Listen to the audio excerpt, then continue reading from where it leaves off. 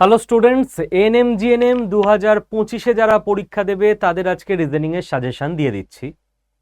দেখো, মোট 33টা চ্যাপ্টার হয় রিজনিং এর, তার মধ্যে 8টা চ্যাপ্টার আমি বলবো যেখান থেকে প্রশ্ন চলে আসবে। এবার কথা হচ্ছে যে এই সাজেশনটা কি করে বানাই সেটা তোমাদের জানা উচিত।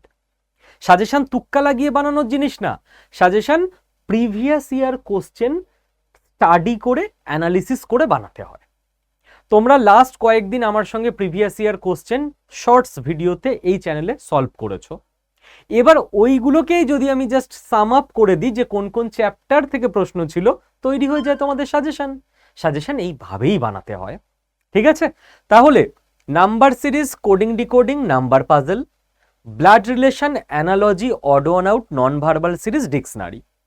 তুমি দেখে নাও তামাম ডাব্লিউবিজেই, এনএমজি যে এত বছরের কোশ্চেন, এই 8টা চ্যাপ্টার থেকেই প্রশ্ন এসেছে, এর বাইরে কোনো প্রশ্ন আসেনি। তো এবার কি এর বাইরে কোনো প্রশ্ন আসবেই না? গ্যারান্টি নেই। সাজেশন মানে এরম না যে এর বাইরে কিছু আসবেই না। সাজেশন মানে এটা যে হাই সম্ভাবনা এই 8টা চ্যাপ্টার থেকেই প্রশ্ন চলে আসবে। ওকে, তো all the best for ANM GNM aspirants.